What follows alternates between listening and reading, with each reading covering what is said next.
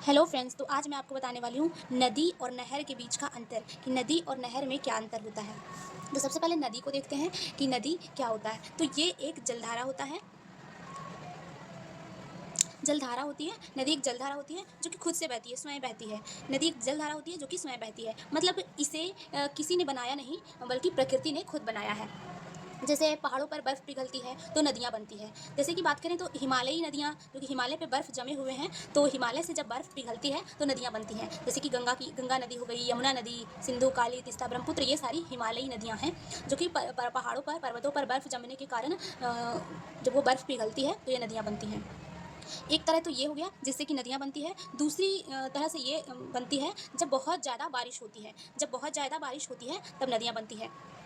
जैसे कि बात करें तो बहुत ज़्यादा बारिश होने के कारण पानी जो है इकट्ठा हो जाता है और इकट्ठा होकर के रास्ता बनाने लग जाता है, खुद रास्ता बनाने लग जाता है। और ऐसे ही नदियों को जब बहुत सारा बारिश हुआ तो नदियाँ पानी इकट्ठा होकर के खुद रास्ता बना लिया और इस प्रकार नदियों का निर्माण हो गया। तो प्रायद्वीपीय नदियाँ जो हैं, जैसे कि महानदी, गोदावरी, कृष्णा, कावेरी, ये बारहमासी नहीं होती हैं, क्योंकि जब बारिश होगी बहुत ज़्यादा तभी ये रास्ता बनाई हुई हैं। और जब बारिश बहुत ज़्यादा होगी तो नदियाँ इन्हीं रास्ते के थ्रू, जो कि पहले बनाया जा चुका है ये रास्ता, तो इसी रास्ते के थ्रू बहती है।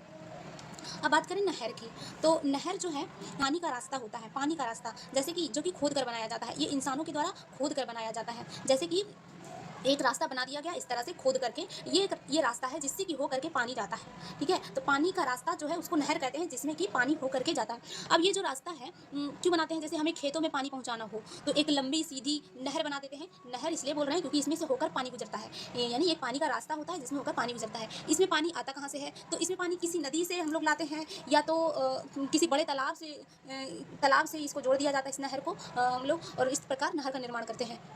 ताकि क्यों करते हैं नहर का निर्माण? ताकि हम अपने खेतों में इस पानी का इस्तेमाल कर सकें। उदाहरण के लिए देखें तो इंदिरा गांधी नहर इंसानों ने बनाई। ताकि इंदिरा गांधी जो नहर है वो इंसानों ने बनाई कि ताकि राजस्थान जैसे सूखे इलाकों में खेती तक पानी पहुंचाया जा सके, इसीलिए इंदिरा गांधी नहर बनाए। और ये क्या क्या होता है? मानव निर्मित है, क्योंकि इंसानों द्वारा बनाई गई है इसलिए। जबकि नदियां जो होती हैं वो प्राकृतिक होती हैं, ये अपना मार्ग स्वयं बनाती हैं, लेकिन इसका मार्ग जो होता है वो नियत रहता है, मतलब फिक्स होता है। इसका मार्ग एक सीधी रेखा में होता है और इसका मार्ग जो है, देखिए, ये अपना रास्ता बदल लेती है नदियाँ, लेकिन जो नहर होते हैं वो अपना रास्ता नहीं बदलती हैं। इसका दिशा भी नियंत्रित नहीं होता है। यदि इधर कोई इसको बाधा मिल गया तो ये नदियाँ इधर मुड़ जाएंगी, लेकिन ये जो होती है पूरी तरह से इसका दिशा नियंत्रित होता है कि इसी रास्ते में बहेंगी।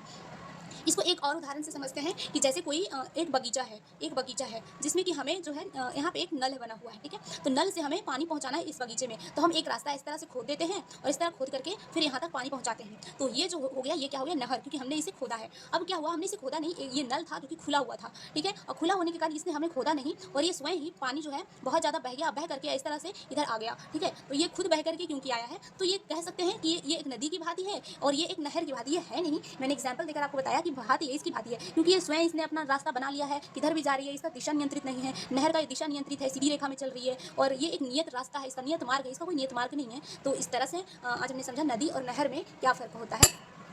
Thank you for watching.